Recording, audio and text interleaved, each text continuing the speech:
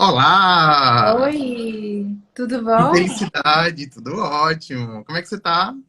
Eu tô bem, e você? Na reta Tô final muito do ano, feliz. né? Na reta final do ano. Inclusive, dei muita risada quando você colocou nas stories aquele esqui lá, se referindo ao mês de dezembro. É a gente lá nos obstáculos e tentando se divertir ao mesmo tempo, né? Todo mundo, não, o ano acabou, acabou, não, tem muita coisa. Tem um sprintzinho assim pra gente dar agora, né? Quando parece que acabou todo o fôlego, ainda tem que dar mais aquela esticada, né? É isso aí, gente. Que alegria ter você aqui, Paula. Tô super feliz. A gente teve um primeiro encontro lá no início do ano, num cenário muito diferente, É, né? Lá, inclusive, em uma outra plataforma, né, no Clubhouse, a gente estava conversando ali, passeando, inclusive, né, em outra modalidade de conversa. Foi uma delícia, foi uma grande alegria, porque a gente ainda teve a participação do Daniel Bergamasco, tudo ao mesmo tempo, né? A Paula Merlo, a Giovana também da Glamour. Foi uma experiência incrível. E ali você estava em um outro momento ali das edições Globo Condé Nast, né? Você estava ali chegando, né? Eram os primeiros meses. Era março, era o Dia Internacional da Mulher. Você ia inclusive para o Roda Viva. verdade, verdade. Com a Thaís Era Araújo, é. isso. Você era minha convidada especial do Dia Internacional da Mulher. Então, Paula, eu queria começar a nossa entrevista. Hoje a gente vai falar muito, obviamente, sobre edições Globo Condé Nast, mas eu queria começar o nosso papo falando sobre mulher, porque a sua carreira tem muito a ver com a mulher, né? A sua carreira é muito diversa, né? Você já se comunicou, já trabalhou aí com muitos veículos assim muito diferentes, mas tem essa coisa também da mulher, principalmente aí nos últimos anos de carreira. Então eu queria que você falasse um pouco como que você vê a mulher hoje na comunicação. Qual é o balanço que você faz da mulher hoje? Avançamos, estamos ainda engateando. Qual o balanço que você faz assim, com a sua vivência na comunicação? Ah, eu acho que avançamos e avançamos muito, né?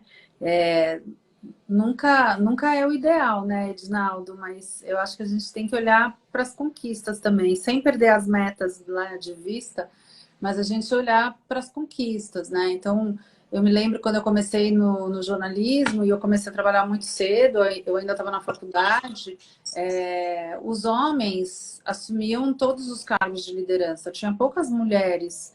é, Realmente em posições de tomar decisão nos veículos de comunicação.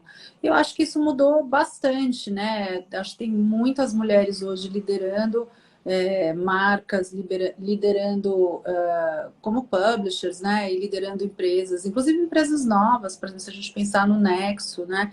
Que é um veículo digital, né? Tem mulheres à frente e tantas outras iniciativas. E além disso, para além de quem está lá liderando, né, como publisher, ou como CEO, ou como diretora, ou como editora executiva, eu acho que a gente tem um número grande de mulheres colunistas, eu vejo hoje, assim, mas formadoras de opinião muito importantes, sabe? Com muitos seguidores, uma plataforma, assim, muito forte de comunicação, né? Uma voz muito forte na comunicação.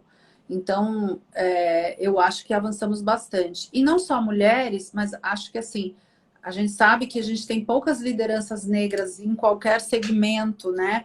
E na comunicação não é diferente, mas eu acho que a gente avançou e que hoje a gente tem redações bem mais diversas do que no passado. De novo, ainda não é o ideal. A gente, por exemplo, na Globo Condenaste tem uma meta de chegar em 54% de diversidade ali, de população negra, né? E também de ter isso refletido nas lideranças ali das áreas.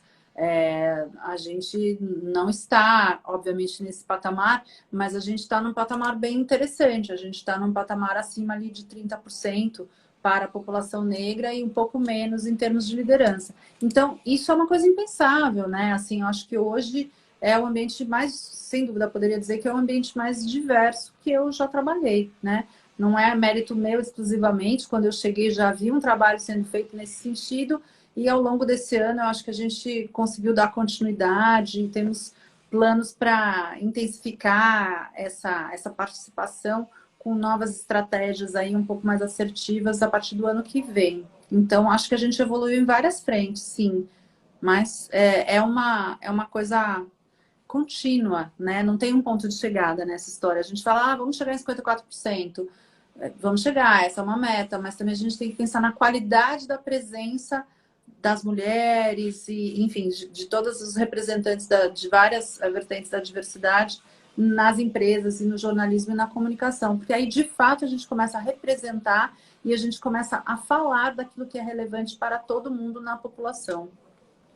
Maravilha. Antes da gente continuar, pessoal, sejam bem-vindos. Se vocês quiserem fazer perguntas para Paula, tem aí o ícone de perguntas, né? A interrogação aí no canto inferior. Vocês podem fazer as perguntas de vocês.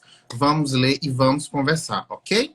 Paula, eu ia deixar essa pergunta para depois, mas eu acho interessante porque linkou por conta da questão da mulher.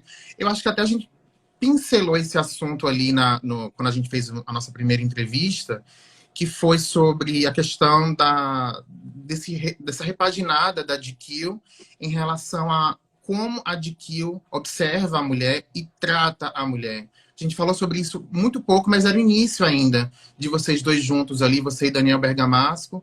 E aí a gente viu um ano incrível, a gente não tem como ignorar, que foi um ano muito diferente para GQ, desde a primeira edição, com vocês dois juntos, com uma capa com 4 capas muito simbólicas, na verdade, em que a mulher é posta de uma outra forma, absolutamente. Eu cresci vendo a GQ, então, assim, eu realmente não tenho como ignorar isso, né? Eu, inclusive, como homem. E a minha curiosidade vocês sentaram para conversar sobre isso especificamente? É claro que, assim, eu estou falando da GQ especificamente, porque a gente, né, está falando aqui sobre Condé Nast, edições Globo Condé Nast. Eu sei que a sociedade mudou muito em relação a essa questão da objetificação dos corpos femininos, etc. Mas eu queria saber se houve assim, uma conversa específica com o Daniel Bergamasco em relação a isso. Como que foi essa mudança de mindset na GQ? Eu e o Daniel, a gente tem muita afinidade, né? Então, assim, até houve essa conversa, mas eu acho que para os dois era muito claro que não poderia ser diferente, né? Então, assim, é uma conversa que ela já começou num patamar mais elevado, assim, de entendimento e de convergência de pensamento, né? Que não era o se deve ser isso, é como fazer isso, né? Essa que foi a conversa. Eu acho que adquiriu lá no começo, né? Tentou desde sempre não representar a mulher de uma maneira objetificada, mas ainda era, né? 10 anos atrás era um outro momento. A conversa evoluiu muito de lá para cá, né? E aí, ó, a Alê Bales, que é a mulher do Daniel, está aqui acompanhando. E o Daniel, de fato, troquei uma mensagem com ele antes de entrar na live. Provavelmente ele nem viu porque ele embarcou para Londres, mas depois a Alê conta para ele tudo que a gente está conversando aqui.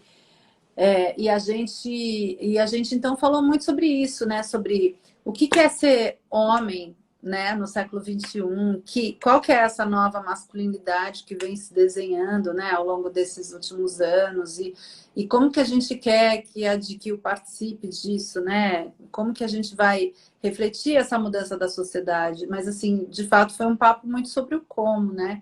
E o como sempre é pela via do conteúdo, né? Como você disse, a primeira capa que a gente fez, que na verdade foram 4 capas, né? Na edição de fevereiro desse ano, a gente estava falando sobre os novos tipos de influência, né? A influência do conhecimento, né? E aí a gente teve 4 capas, 2 homens e 2 mulheres, e as 2 mulheres, embora estivessem ali lindíssimas, bem vestidas, maquiadas, maravilhosas, elas estavam ali não porque elas são bonitas, né, especificamente, elas estavam ali pelo conjunto da sua obra intelectual, pelo que elas representam, né, eram a Djamila e a Gabriela Prioli, no caso, né, pelas conversas que elas propõem, enfim, pelo que elas nos instigam intelectualmente. E, além de tudo, são 2 mulheres lindas, maravilhosas, e estavam muito elegantes, muito chiquérrimas nas nossas capas, né. Então, eu acho que é muito esse lugar não tem uma dimensão só. Mesmo os homens, né, também tem um jeito diferente de trazer esses homens na capa da GQ. Por que que esses caras estão aqui? Por que esses caras, né? O que que eles representam? E a gente, na sexta-feira, fez a premiação Man of the Year lá no Copacabana Palace. Foi um evento lindo, foi muito legal, com premiados, premiadores e convidados maravilhosos. E aí o Adnet, que foi o nosso mestre de cerimônias, né, falou muito sobre isso também, a nosso pedido, né? Ali no roteiro da abertura do evento, né? O que significa ser homem no século XXI e que tipo de homem que a gente está premiando. E quando a gente olha para trás e vê que antes da GQ chegar no Brasil, a gente só tinha a revista masculina que sensualizava a mulher, né? E a mulher estava nesse lugar apenas. É válido? Claro, foi válido durante muito tempo, conversava com a audiência e tal, mas que bom que a gente ampliou e saiu disso e pôde colocar novas perspectivas aí para jogo, né? Exatamente. Antes de falar sobre uma coisa que eu tô louco para falar aqui, aproveitando o gancho dos prêmios, né, da GQ, eu queria pontuar duas coisas rapidamente. Queria que você comentasse, né? Uma, o fenômeno Juliette, que as edições Globo Condé Nast abraçou aí em todas as publicações praticamente. Então, eu queria que você comentasse o porquê desse fenômeno. Claro, a gente tem as nossas ideias, impressões, eu sou nordestino e amo esse fenômeno, mas quero que você comente um pouco a força da Juliette, esse fenômeno de abraço coletivo no Brasil, não só no Nordeste, e também queria que você falasse algo, uma coisa mais pessoal, assim, porque não pude deixar de admirar a sua elegância no prêmio, e fui atrás como bom stalker, eu fui atrás e vi que estava vestindo Dior, correto? Eu queria saber como que se dá isso, assim, quando você vai a um evento como esse, como que você escolhe, por exemplo, uma roupa? Você é uma pessoa que as pessoas observam, está numa posição de destaque. Eu queria saber como que se dá essa escolha de um look, como que você escolhe isso? Tá, eu vou falar da Juliette primeiro, tá? A gente não decidiu abraçar coletivamente a Juliette nas nossas marcas. A gente foi acontecendo. Eu acho que o Brasil abraçou, né, a Juliette e a gente ficou pensando muito como fazer isso, né? Mas cada marca teve esse pensamento, né? É pertinente, tem a ver com a gente. E assim, a Juliette é um fenômeno porque ela é autêntica demais, né, gente? Ela é autêntica demais e eu acho que ela teve uma fala ali na cerimônia do Man of the Year, da GQ, que resume tudo. Que ela falou: as pessoas ficam falando para mim que eu sou extraordinária, e aí eu fico refletindo sobre tudo isso, né? Que é muito louco, é muito novo para mim. Será que eu sou extraordinária? E aí eu concluí que eu não sou extraordinária, eu sou ordinária. Ordinária no sentido de que eu sou uma mulher comum. E nesse sentido, eu sou igual a todas as mulheres brasileiras que estão na luta, que sofrem preconceito, que são desrespeitadas, que são silenciadas, que são violentadas, que são agredidas, enfim, que estão aí nessa luta o tempo todo, é a luta de todas. E ela falou, e aí que eu, tão ordinária, tão comum, me torno extraordinária pela minha capacidade de simbolizar essa massa enorme de mulheres. Foi tão emocionante isso, assim, sabe? E eu acho que é isso, quer dizer, como não abraçar, né? Uma pessoa que tem esse poder de mobilização e essa clareza sobre o que ela representa e por que ela é importante, sem nenhum tipo de deslumbramento, né? Eu acho que é uma clareza incrível, assim. E eu acho que a gente abraçou na Vogue e aí de que ela foi a mulher do ano, porque ela foi a mulher que mexeu, que abalou tudo. E é muito legal a gente ver uma personalidade como essa surgindo fora do eixo Rio-São Paulo, né? Fora do eixo, quer dizer, não é fora do eixo global, porque ela veio dentro de um BBB, mas, né, num contexto muito que representa um outro lado do Brasil, né? Que é enorme, que é gigantesco e que é importante. Então, temos que abraçar, sim. E sobre a questão do que você usa? Sobre o look, puxa, ó, eu vou te falar que Eu nunca tenho muito tempo para me preocupar com isso, porque eu fico mais preocupada com o conteúdo do evento, né? O evento tem, claro que tem equipes para cuidar de tudo isso, mas né, os eventos dão trabalho, eles dão problema, a gente tem que resolver coisas, a gente fica muito focado no evento em si. Mas aí é claro, né? Eu faço um evento super bacana, vou receber um monte de gente legal, é claro que eu quero estar bem também, né? No caso desse evento em particular, assim, nos eventos aqui na Condé Nast eu tenho contado com o apoio do Sam, que é o estilista da Vogue, maravilhoso. É um luxo, né, poder contar com esse auxílio. Então eu falo assim, ai, Sam, tem aí, ó, o Man of the Year, semana que vem, me ajuda aí, o que que você acha? E aí ele faz umas sugestões e aí eu experimento algumas coisas que ele me propõe. E aí é muito assim, o que fica bom, né? E o que combina, por exemplo, no Man of the Year.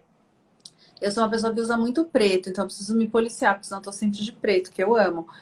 E é muito legal, e é muito prático, e é muito chique. Só que, às vezes, né, na foto fica parecendo que você tá sempre com a mesma roupa, né? Porque você não tá vendo a textura da roupa que você veria ao vivo e tal.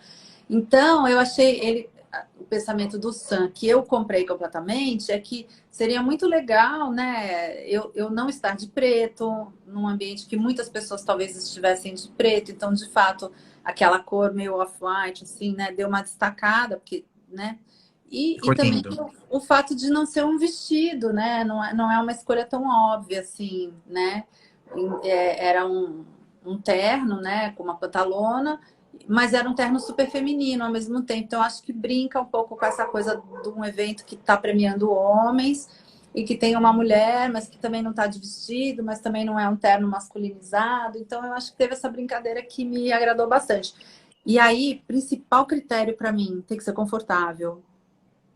Eu não uso nada que eu não fique confortável. Então pode ser a coisa mais linda, mais absurda. Se eu não ficar confortável, eu não uso de jeito nenhum. Entendi. Para os Entendeu? curiosos aí, fui atrás de Dior Cruise 2022. É isso aí que estava rolando, tá? Só para fechar esse assunto, para não lhe invadir, eu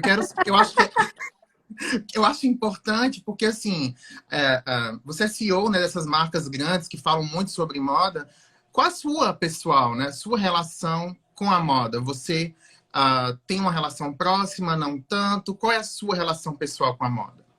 Aí tem uma relação bem próxima. Eu adoro moda, mas é isso. É uma moda que tem que ser, que cabe em mim, não que eu caibo nela, sabe?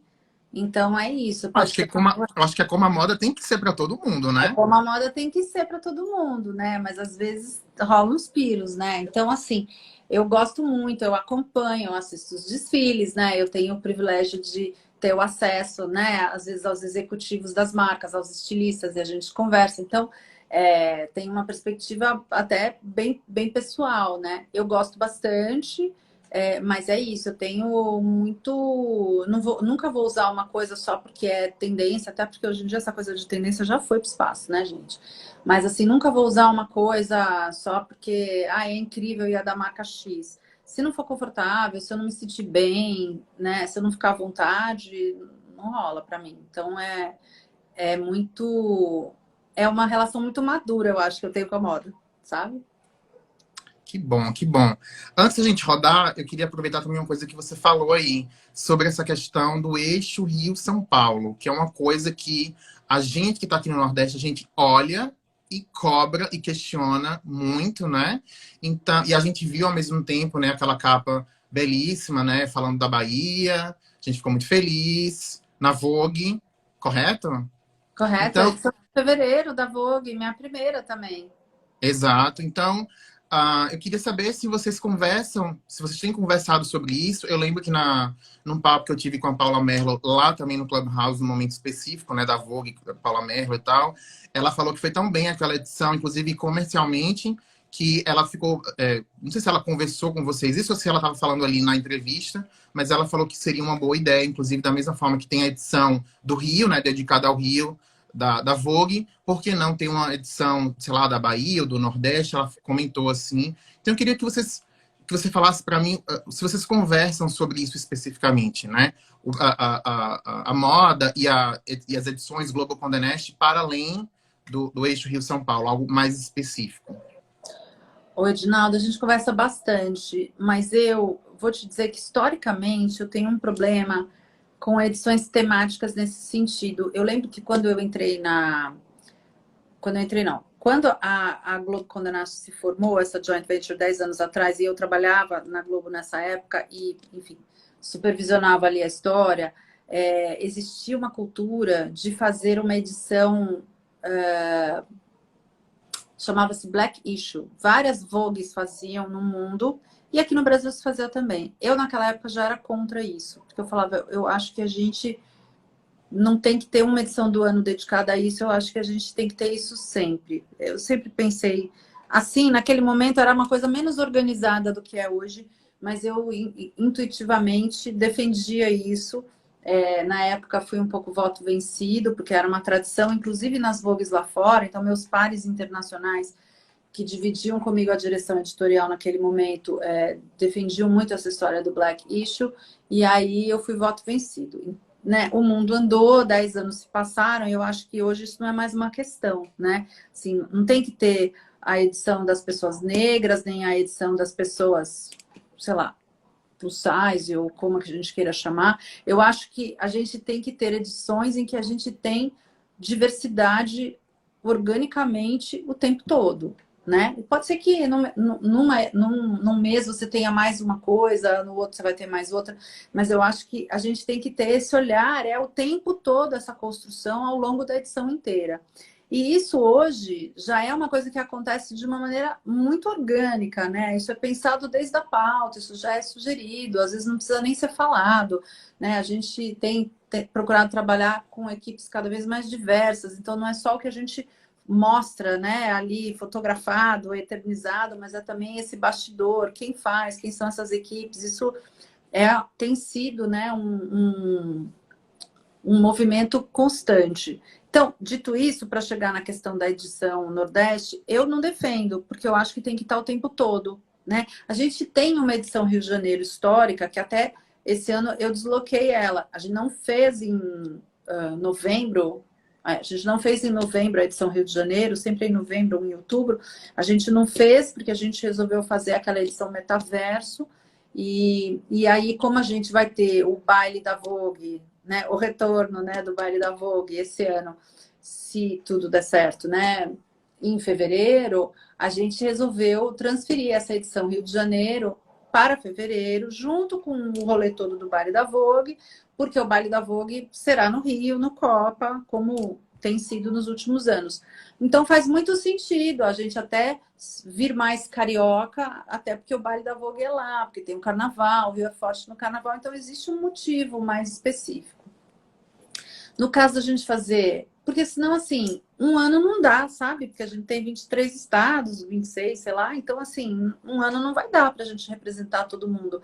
Eu acho que a gente tem que ter essa representatividade, né, da cultura brasileira em todas as edições, né, dando conta disso, de falar de novos estilistas, de falar de lugares, de pessoas, de criativos, do Brasil inteiro, cada vez mais o tempo todo, todo mês. Super concordo. Meu ponto era mais assim, embora tá tudo correto o que você mencionou, mas assim, é que eu acho que a gente aqui do Nordeste ainda vê muita exaltação no eixo Rio-São Paulo, por exemplo. Tudo que você falou tá perfeito, mas, por exemplo, ainda existe a edição que celebra o Rio de Janeiro, entende? Sim, Então, assim, sim. na novela, na capa, então, assim, claro, nenhuma pretensão que cada capa celebrasse Bahia, ou cada estado, ou Nordeste, ou Sul, mas a gente sente que existe, não sei, um carinho ou um culto maior no eixo Rio-São Paulo. O Brasil não é isso. Quando a gente sai, inclusive, do Brasil, a gente percebe que as pessoas pensam que o Brasil é o Rio de Janeiro, né? Então, assim, a gente não entende por que isso, né? E a gente, como agente da comunicação, a gente reflete sobre isso, a gente conversa sobre isso, era mais nesse sentido, mas eu acho A que gente você... conversa, viu, Edinaldo? A gente conversa muito sobre isso. Inclusive, esse ano, quando eu falei, vamos não fazer a edição do Rio, todo mundo, tipo, crise, sabe? Não, porque sempre foi assim. Eu falei, tá bom, sempre foi, pode não ser, né? Mas a gente não faz a edição Bahia, e aí? Então, dá uma provocada, né? Faz sentido fazer o ano que vem uma edição mais carioca, porque vai ter o baile no Rio? Faz. talvez em algum momento a gente possa, né, por um gancho específico, fazer uma edição voltada para algum espaço. Eu acho que a gente tem que ter duas coisas. Acho que a gente tem que ter um compromisso de representar todos mais e melhor ao longo do ano inteiro. Então, isso é uma coisa. E a segunda coisa é estar aberto e livre, ter espaço para, se surgir uma ocasião que justifique especificamente, né, um gancho, a gente poder criar uma edição Bahia, Pernambuco, o que a gente quiser, né? Não Mas assim, necessariamente, é e isso. não, sim, e não necessariamente assim que seja a Bahia ou a região, mas que seja Ou a pauta Nordeste, pode. e que a gente esteja falando do Brasil, né? Não necessariamente da É, região, como você falou, aproveitando um gancho que se é. explore aquela relevância da pauta. Mas acho que o principal é que a gente tem que avançar representando na pauta mais o Brasil como um todo. É um fato. Então, a gente provavelmente não andou tanto quanto deveria ter andado nesse sentido. Precisamos andar mais. Por isso que fica essa impressão que tem o Rio, mas não tem o resto. A gente tem tido esse olhar, a gente está preocupado com isso, mas temos que melhorar. Vamos E é, melhorar. e é um país imenso, né? E, enfim, mas super concordo com o que você pontuou. Ah, queria aproveitar também uma outra coisa que a gente, acho que você pontuou rapidamente, que é a questão da edição de novembro da Vogue, que fala sobre a questão do digital, muito, né? E eu acho que a comunicação, ela está muito atenta a isso. Eu acho que a pandemia intensificou a passos largos isso no Brasil, especialmente, que eu acho que as pessoas ainda... Havia essa questão do digital, mas havia com uma certa... Né, não havia com tanto vigor, com tanta, né? Eu acho, né? Eu que sou mais do digital, tenho um olhar mais digital em relação à comunicação, eu via algumas coisas que eu não entendia. E eu acho que a pandemia obrigou a gente a se estruturar melhor, se organizar melhor e ter um olhar mais atento, né, às possibilidades e à comunicação digital, que não é o futuro, é o presente, né? Então, eu queria saber quais foram as lições da pandemia, para a comunicação, para você, e quais são as conversas que vocês têm em relação ao digital e quais são os projetos, quais são as mudanças. Queria que você comentasse um pouco. O digital sempre foi, né, super importante para a gente. É claro que nós somos marcas que nasceram no impresso e estão encontrando a sua expressão no digital. Eu acho que as marcas da Condé Nast já têm uma presença forte no digital, né? GQ cresceu bastante esse ano no digital com a chegada do Daniel, que é um cara que tem um background digital muito forte, né? Ele cuidava da Veja no digital.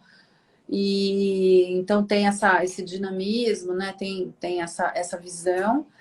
Vogue já é uma potência no digital e a gente está, enfim, desenvolvendo todo mundo cada vez mais. Agora é isso, né? Eu acho que a gente já faz um tempo que a gente está fazendo uma jornada passando de revista para ser marca, né? E aí a marca é mais do que a revista, é mais do que o site, é mais do que as redes sociais, a marca é mais do que tudo isso. Ela é uma combinação de todas essas plataformas, né? Não gosto nem muito de falar multiplataforma, porque já ficou um termo tão banalizado, mas é isso, né? Tem a gente ali, é um universo que tem a nossa marca ali no meio, a nossa audiência, e aí é como se a gente se expressasse de várias formas, né? De um jeito no impresso, de um outro jeito no site, de um outro jeito nas redes sociais, aí tem os eventos, enfim, pode ter produto, pode ter um monte de coisas, né? Então, assim, que formas de expressão essas marcas vão construindo, né? E consolidando sua presença, né? Então, esse é o olhar que a gente tem. E aí, o digital é muito importante na composição desse universo, porque hoje as pessoas estão no digital o tempo todo e com a pandemia isso foi muito mais intensificado, né? Todos nós, a primeira coisa que a gente faz, a gente acorda, já vai checar o celular, ver a notícia, ver a mensagem, ver... Então, assim, a gente está o tempo todo ali, a gente consome ali, a gente faz supermercado ali, a gente se informa ali. Então, as nossas marcas têm que acompanhar, né, a nossa audiência nessa jornada de várias maneiras. E aí, o que a gente faz nas outras plataformas tem que ser diferente e complementar para que, no fim, tudo isso somado, Noves Fora se tem uma experiência de marca, né? Que se construa a partir de todos esses pedaços que tem que conversar de uma maneira muito coerente. E aí, isso é muito importante para nós. E no caso da Condenast, a gente vai fazer um movimento bem importante agora no final do ano e ano que vem, com a marca Glamour. A Glamour vai virar uma marca prioritariamente digital, acompanhando o movimento que ela fez em outros mercados em que ela existe, né, lá fora. Em poucos mercados hoje em dia, inclusive, ela existe numa versão impressa. Ela é uma marca prioritariamente digital e prioritariamente pelo mobile, que é pelo celular, que é por onde as pessoas basicamente acessam tudo. E a gente vai fazer esse movimento aqui também. Paula, desculpa te interromper, mas eu acho que é interessante até para quem está vendo entender. Eu não sei se você pode falar sobre isso, mas fique à vontade. Só para a gente entender, vai ser o site, vai ser um formato PDF que as pessoas vão acompanhar como uma revista, vai ser uma outra coisa? Não, vai ser um site novo. A gente vai estrear um site novo de Glamour agora no final do ano, comecinho do ano que vem, agora no final do ano. E a gente é um site, é um novo publicador, né? Então, assim, a máquina que está por trás do que a gente está vendo ali é uma tecnologia mais moderna então a experiência, né, de navegar no site vai ser mais gostosa e mais eficiente. E Mas, aí, como... desculpa, Diga. mas, por exemplo, a coisa da capa, isso ainda vai existir? Então, eu Ou vou não te... podemos falar sobre isso? Não, a gente pode falar sobre isso, mas assim, é um site, a gente vai ter o site como com conteúdos normais de site, matérias publicadas no site, tá? A gente vai ter formatos novos, sessões novas, a gente vai ter um site mais bonito, mais moderno, como eu falei. E aí a gente vai ter. Hoje a gente já tem capinhas digitais, né? Quando sai a revista todo mês, tem um PDF que você pode acessar. Isso vai continuar existindo com as edições impressas que a gente vai ter no futuro, que elas serão diferentes também do que a gente vai ter hoje. E é sobre isso que eu ainda não posso falar muito, mas eu falarei em breve, depois, em outro momento. A gente também está olhando assim, né? Porque tudo tem um ciclo, tudo tem que mudar, né? A Glamour é uma marca muito inovadora, muito pioneira, né? Experimentou com vários formatos. Eu lembro que 10 anos atrás tinha um formato Pocket, que foi o que a gente adotou aqui no Brasil, mas tinha lá na Europa um formato que era o formato iPad, sabe? Que era no formato do iPad, que na época era uma grande novidade também. Então, tinha várias edições do mundo que tinham formato iPad, era a única revista que tinha isso. Então, a Glamour, ela sempre foi muito de experimentar, sabe, coisas. E aí, a gente continua nessa vibe, né? Então, assim, tem um site novo, mais moderno. A gente vai também inovar no print, vai mudar a cara desse print o ano que vem. Vai ficar muito bacana. E aí, mas assim, a gente vai ter como experiência do usuário esse site que vai ser muito mais gostoso de navegar, com todo tipo de conteúdo que já tem hoje, só que muito mais organizado, sabe? A gente hoje tem muitas editorias, a gente tem muitas compartimentações, né? A gente vai deu uma limpada nisso tudo, organizou melhor, então o site vai ficar mais organizado, assim, deu uma boa limpada, então isso vai ser mais gostoso também, vai ajudar a navegar. E de você se achar, a gente está reorganizando as editorias, então a nossa audiência vai sentir essa diferença ali no jeito de usar o site. Vamos ter as edições, não sei se vai ser PDF puro, como vai ser, mas a gente vai ter essas edições digitais com as suas capinhas e conteúdos exclusivos ali todo mês. E a gente vai ter o que é novo, que é o seguinte, a gente vai ter tudo que a Glamour tem hoje, continua tendo, reorganizado, mais bacana, mais bonito, mais com a cara da Glamour, porque o site hoje não está muito com a cara da Glamour, né? Ele envelheceu um pouco, então a gente está vindo com uma cara mais que a nossa cara, a gente está bem feliz, assim. Mas a gente vai ter um foco bem grande em conteúdos de beleza, Edinaldo, porque a gente pesquisou bastante, a gente viu que a nossa audiência ela é muito ligada em beleza. Então a gente vai intensificar o nosso olhar ali para a beleza que já é um assunto muito presente na Glamour, mas a gente vai intensificar, e aí a gente vai ter o Glamour Beauty Club, que é uma comunidade ali né, de mulheres que são muito loucas por beleza, que a gente vai proporcionar ali experiências muito bacanas para elas. Então tem algumas novidades bem legais. Já houve um ensaio, né, do Glamour Beauty Club um tempo atrás. Ele existe de uma maneira muito tímida, mas a gente agora vem relançando isso com bastante força e muito foco. Joia! Eu quero até aproveitar para dizer uma coisa que eu ainda não anunciei no Instagram, que a Giovanna Romani vai estar com a gente aqui no Let's Talk na sexta. Então, vamos conversar muito sobre glamour. Não vou nem desdobrar muito aqui. Então, é ótimo. Aí ela te conta mais detalhes. Tem O muita que coisa que ela puder está falar. preparando, viu, do que ela puder falar. Claro, claro. Eu adoro a Giovanna. E vamos ter um espaço aqui para a gente falar bastante sobre glamour. Então, marquem aí na agenda de vocês, sexta-feira, às 6 da tarde, aqui no Clubhouse. Oh, Paula, a sua trajetória é marcada por inserções ligadas a transformações, de você entrar em ambientes para transformar, para repaginar. Você falou agora, por exemplo, do site da Glamour, né? E você olha ali com um olhar bem clínico e fala, olha, isso aqui está envelhecido e tal. E no momento assim presente, talvez as pessoas não percebam muito, mas quando olham para trás, veem um marco ali, né? De uma ruptura, uma transformação. E eu acho que a sua trajetória tem muito a ver com isso.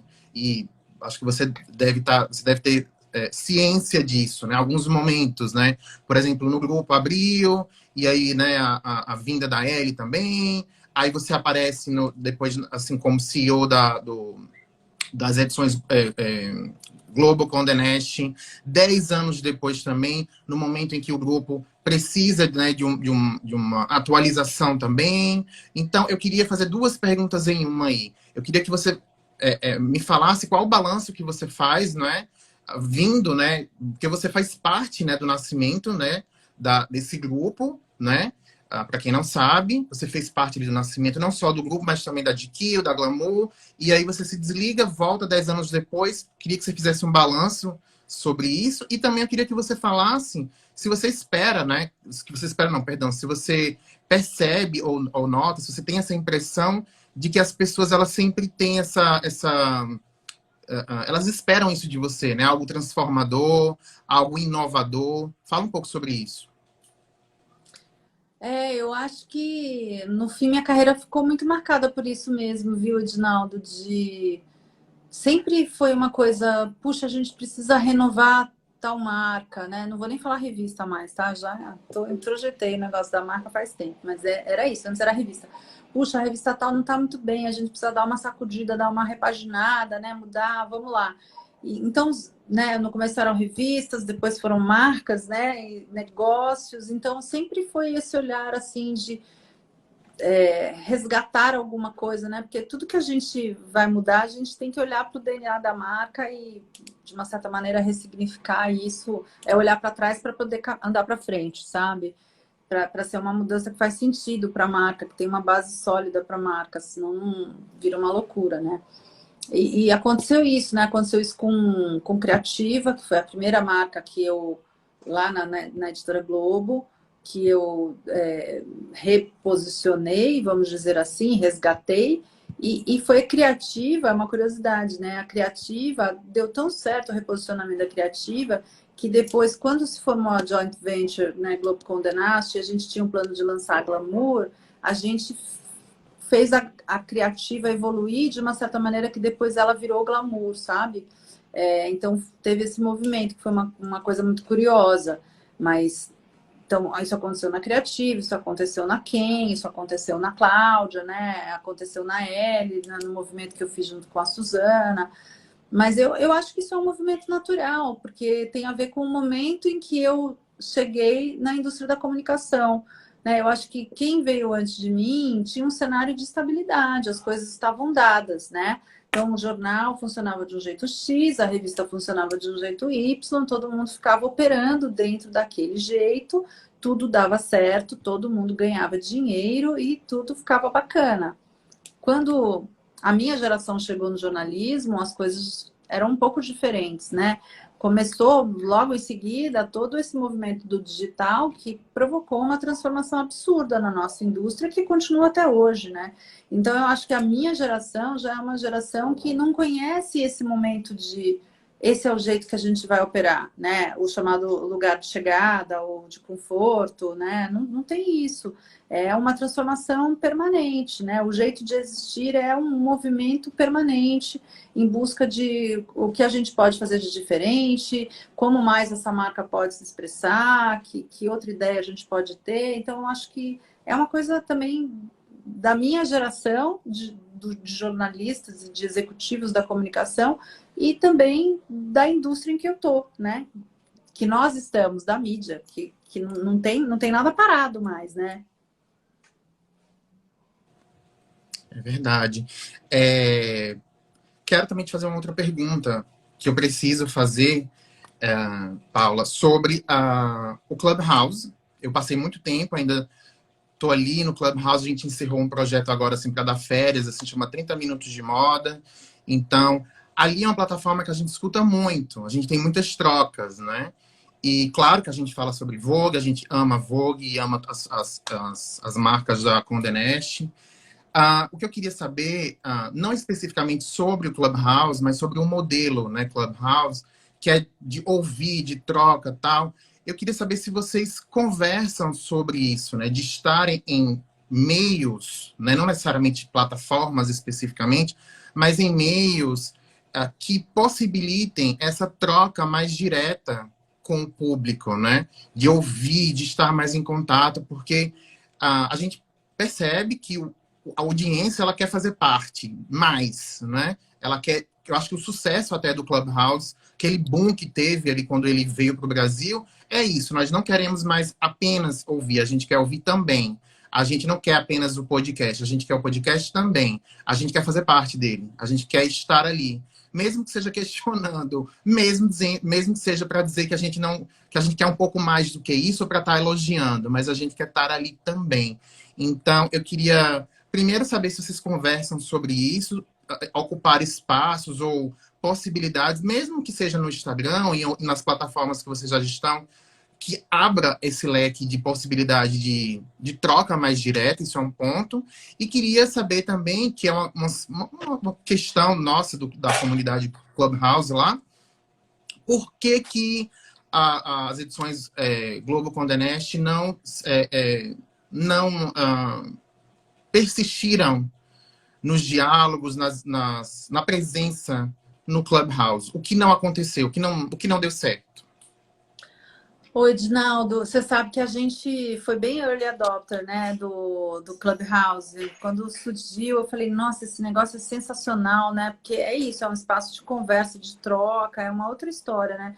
A gente ficou muito empolgado e eu pedi para todo mundo testar, né? E todo mundo já estava muito animado também. Então, tanto que lá no começo do ano estávamos juntos no Clubhouse, né? Já falando e testando aquela plataforma.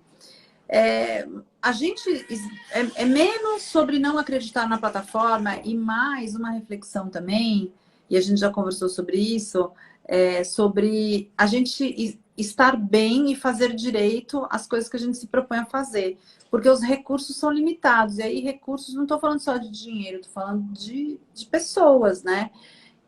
A gente tem hoje equipes bem enxutas, né?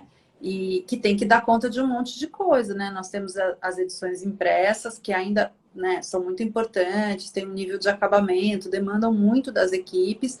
O digital, que também queremos fazer cada vez melhor, e a gente sabe, digital é non-stop. Então, assim, a gente está o tempo todo ligado, produzindo, interagindo com a nossa audiência, né? E dentro do digital, a gente tem uma série de plataformas. Então, o Instagram é a nossa plataforma prioritária para todas as nossas marcas. Isso não é só uma escolha nossa, isso é uma escolha das nossas audiências, né? A gente está onde as pessoas que nos consomem estão. Uhum. Tem um pouco de Facebook também. E aí, assim, deveria ter mais Pinterest. Aí tem o TikTok, que surgiu, aí surge o Clubhouse. a gente não pode estar em tudo, porque eu acho que senão fica meio assim, a gente fica lá, mas a gente não está lá de verdade, com qualidade, sabe? Então a gente tem que escolher, assim, eu tenho que estar bem no Instagram, porque no momento, é a rede mais importante para nós. Mas aí eu também tenho que estar um pouco no Facebook, porque ainda para uma parcela da nossa audiência também é relevante. O TikTok, eu acho que a gente tem que experimentar também. A gente não está super forte no TikTok com nenhuma marca, mas a gente fez alguns ensaios esse ano e a gente pretende intensificar um pouco. Então, é um pouco assim uma decisão de recursos mesmo, recursos de tempo, de energia, de produção. Tem que ter uma estratégia para cada rede, como você bem sabe, que a gente teve esse papo. Então, não é a mesma coisa que você faz no Instagram, que você vai fazer no TikTok, ou vai fazer no Clubhouse.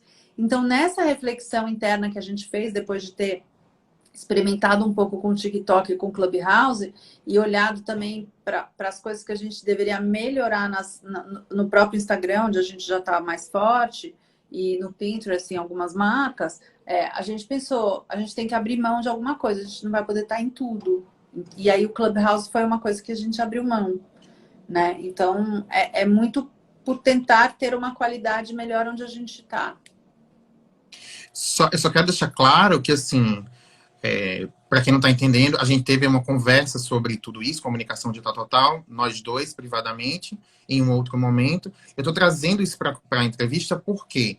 Porque, às vezes, acontece uma leitura, a Condé Nast, né, as marcas não querem ouvir a gente, porque o Clubhouse, como é uma plataforma muito de ouvir e não de produzir, né?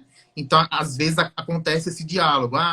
As grandes muralhas, né? O impositivo, a comunicação impositiva, e não se interessa pela troca e tal. Então, eu achei importante que você falasse exatamente o que você me falou em outro momento, para que ficasse público isso, que é muito importante. É super importante, até porque não existe mais essa possibilidade de não ter troca, né? Mesmo não sendo no Clubhouse, que é uma plataforma de muita escuta, mas hoje, né, no Instagram tem muita troca também, porque as pessoas interagem com o que a gente posta e elas sugerem coisas e elas criticam e a gente conversa com elas, né? Então, assim, não existe mais hoje para nenhuma marca a possibilidade de não querer conversar. No meu entendimento, isso é impossível, né? Então, seja onde for, na rede social, as pessoas têm voz e elas se colocam e a gente está lá. E é um privilégio, sabe, que esse espaço exista, que a gente possa ter um lugar em que a gente sabe o que a nossa audiência pensa, o que ela quer, o que ela não gosta. Para nós isso é muito importante, é muito rico, né? Então, a gente estimula cada vez mais. Eu sei que as marcas da Condé Nast têm um histórico e talvez uma percepção, né, por questões do passado, de que não querem ouvir e não dialogavam muito, mas isso mudou. Eu acho que esse ano todo aí a gente viu uma outra expressão dessas marcas, um outro jeito de conversar com a audiência, enfim, tem uma outra vibe rolando completamente diferente, então não tem isso não. Aliás, eu preciso, da mesma forma que eu falo, que eu cobrei ali, de uma forma bem assim, né? O Nordeste e tal, mas eu também tenho que falar o outro lado da moeda, né, gente? Que, olha só, eu estava aqui conversando com a Paula Majeste, a gente teve um encontro privado, ela me deu atenção e tal, então eu acho que eu super concordo com isso, eu tenho que concordar, eu acho que eu mesmo aqui, né, do interior do estado de Pernambuco, do sertão pernambucano, batia várias portas como um profissional da comunicação, e todas elas se abriram para mim, né? Todo mundo conversou comigo, todos os diretores de conteúdo, inclusive, ó, Maria Laura Neves, super querida, que falou comigo numa época que eu a convidei para o Moda para Todos lá no Clubhouse também. A gente teve um contato, ela foi extremamente gentil. Então, são pessoas que me recebem, que conversam comigo. Então, eu acho não, com certeza, exatamente o que você está falando. Eu acho que é um outro capítulo, é um novo momento aí. E não tem como as marcas realmente não considerarem as vozes, até porque vocês precisam das pessoas. Então, é exatamente isso. Sem dúvida. E eu tô bem tranquila em relação a isso, porque eu acho que hoje tem um time que tá muito nessa sintonia, sabe? Quer dizer, o time já estava lá, tem pessoas novas, mas enfim, já existia. Então, tá rolando muito isso. Querida, estamos quase no fim, mas eu preciso fazer duas perguntas assim que são muito importantes. Vamos lá. Luxo. Você é uma pessoa, Paula, que já passeou aí por muitos temas na sua carreira, mas aqui nas edições Globo com The Nest, a gente trata do luxo, né? Que luxo é esse, né? Qual é o luxo da contemporaneidade, né? Como ele se atualiza? As pessoas têm uma associação muito direta do luxo ao exclusivo. De que forma essas noções elas se aproximam? Eu até quero te perguntar isso, né? O luxo, ele ainda se aproxima ou ainda há esse espaço para aproximação do exclusivo? E se há, de que forma isso acontece num mundo em que as vozes, a gente está falando aqui agora há pouco sobre essas vozes, né, que clamam, que perguntam, que questionam, e elas falam o tempo inteiro sobre movimentos contrários, né, inclusão e derrubar fronteiras, e não exclusivo, e não bolhas, né? Então, eu queria que você falasse um pouco sobre isso. Como que é o diálogo sobre o luxo, não é? Nessa nova realidade. O que é luxo hoje? Menino, você vê que momento? Vê se dá para ter alguma coisa que não seja movimento na nossa vida, né? A gente já falou aqui sobre como mudou o papel da mulher, como mudou o papel do homem, né? E, enfim, como tudo está mudando, e aí o luxo, o próprio luxo, né? O luxo já foi esse lugar daquilo que é exclusivo, que é inacessível, que é um desejo quase irrealizável, que é uma coisa aspiracional no nível do inatingível, né? Essa foi a construção do luxo durante muito tempo. E olha que momento maravilhoso que a gente vive, em que tudo está sendo desconstruído e reconstruído, né? Então, eu acho um privilégio a gente ser jornalista nesse momento. Porque o luxo, especificamente, não é mais sobre ser exclusivo, inatingível, é sobre ser excepcional, é sobre ser incrível, é sobre, enfim, o que está por trás disso, né? E é sobre juntar coisas que parecem paradoxais e contraditórias, né? O luxo com o inclusivo. Dá um nó na cabeça de muita gente isso, né? Como que a gente pode falar de inclusão se o luxo é uma coisa exclusiva? É que hoje transcendeu essa coisa do exclusivo, né? E aí eu acho que a gente está no que é excepcional. No que é excepcional em que sentido? No sentido da forma como é feito, do pensamento estruturante que tem por trás do produto, do conceito, do que ele carrega. Eu vi, muitos anos atrás, uma palestra muito interessante que começava a discutir o que seria esse novo luxo. Vi essa palestra lá em Paris. E aí, naquele momento, fazia sentido, mas ainda parecia uma coisa um pouco distante. E é muito legal ver como aquilo se concretizou e a gente está vivendo isso hoje. Qual que era o pensamento central dessa palestra? Que o luxo, ele tem vários códigos, né? É isso. Ele tem a ver com herança, com exclusividade, com artesanal, né? Com várias coisas. Alguns desses signos permanecem, outros não, né? A gente está falando aqui sobre a queda dessa coisa do exclusivo, do que é inatingível e inacessível. E aí, o que eu achei mais legal, que é assim, o que é o verdadeiro luxo hoje, né? É a pegada cultural que uma marca ou um produto é capaz de deixar. E o que é uma pegada cultural, né? A gente fica falando da pegada de carbono, né? Da sustentabilidade. A pegada cultural é qual que é a marca cultural que eu vou deixar? Qual que é a grande interferência na cultura da sociedade que essa marca vai fazer, né? E é isso que eu acho que é o pensamento estruturante do novo luxo mesmo.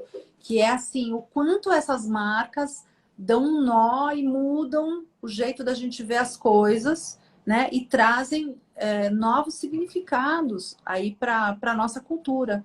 Então, assim, não é só o luxo que faz isso, mas o luxo também está fazendo isso, né? Então, se a gente olhar para as grandes maisons, para os grandes conglomerados de luxo, a gente vê movimentos importantes sendo feitos nesse sentido, né? Com fundações ligadas à arte, com movimentos ligados à sustentabilidade, com a promoção de novos talentos inclusivos. Então, é toda uma história muito diferente de 5, 10 anos atrás. Tem, de fato, uma marca cultural diferente sendo reconhecida, sendo alimentada e sendo construída com esta nova visão de luxo. Então, eu acredito muito nisso, sabe? Eu também. Algumas marcas mais preparadas para essa visão, outras não. Algumas mais maduras, Exato. outras não. Algumas mais lúcidas, outras não. Mas eu concordo super. Quer falar? Não é um trajeto uniforme, né? Como na questão da sustentabilidade, como na questão da diversidade. Existem estágios diferentes de evolução das marcas nesses assuntos todos. Mas é um movimento que está acontecendo. Então, você vai pegar marcas que estão em momentos diferentes e não vai acontecer da mesma maneira para todas as marcas, nem para todos os veículos.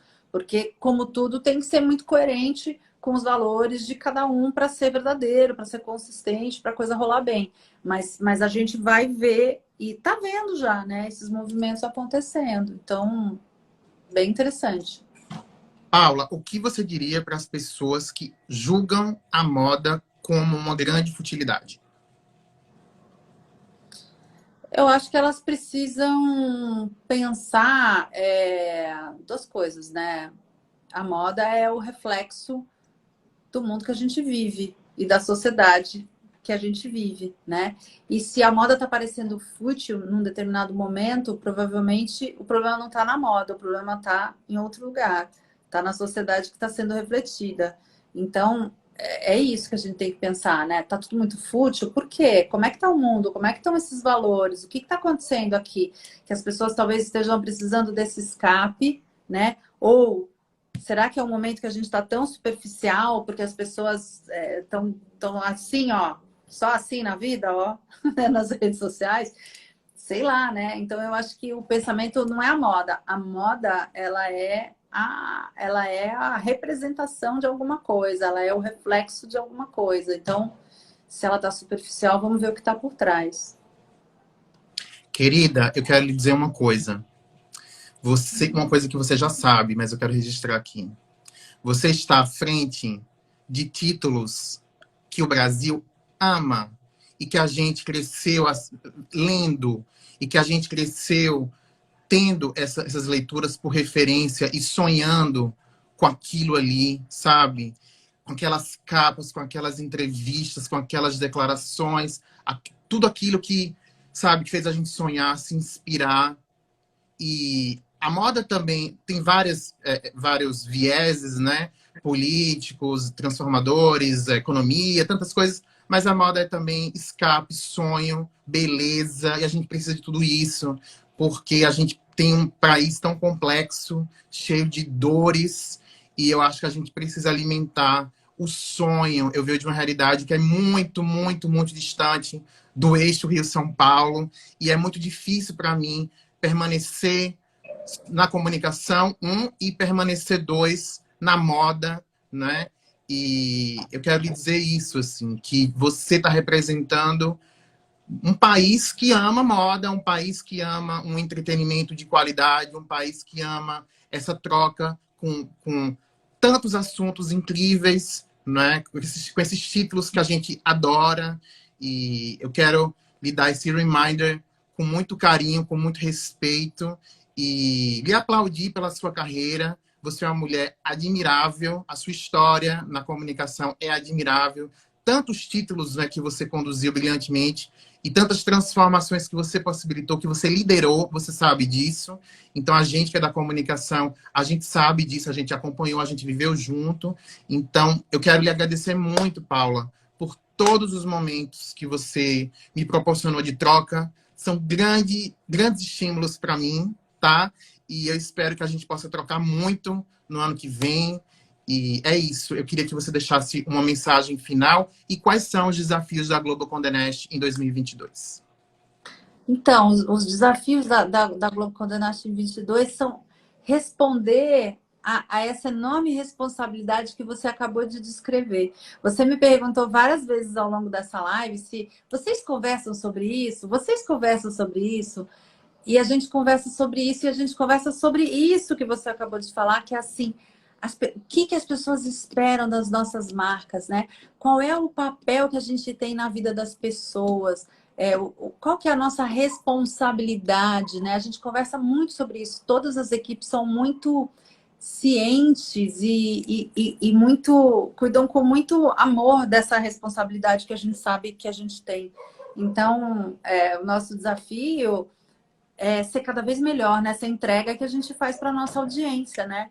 De representar um país e uma sociedade em transformação, e um mundo, né, em transformação, e sem deixar de oferecer o sonho, a inspiração, a doçura, um pouco de escape, né? É sempre um pouco de tudo ali, e às vezes é um equilíbrio difícil. Então, o nosso desafio é conseguir entregar tudo isso que vocês esperam de nós. E a gente está super ali firme na missão, viu? Muito determinados, cheios de ideias e equipes muito maravilhosas. Eu tenho essa sorte sempre na minha vida porque ninguém transforma nada sozinho, né? Então, assim, tudo que eu fiz, e eu acho que eu fiz muita coisa legal, é porque eu sempre estive muito bem acompanhada. É isso. Estamos torcendo. Vamos juntos. Estamos, assim, vibrando com todas as transformações. Já adianto para todo mundo que prestigiou nosso papo aqui. Vamos receber aqui Giovana na sexta. A semana que vem tem Daniel. E tem Paula Merlo, que ainda a gente não fechou a data certinha, mas ela também vai estar aqui com a gente, porque a gente sabe que tem muita gente desesperada pela Vogue e pela Paula também. Então, fiquem ligados que a gente vai anunciar tudo aqui. Querida, muito obrigado pelo seu tempo mesmo, tá? Imagina, obrigada pelo convite sempre, pela troca sempre. Obrigada para todos que estiveram com a gente aqui. Beijos. Obrigado. Beijos. Tchau.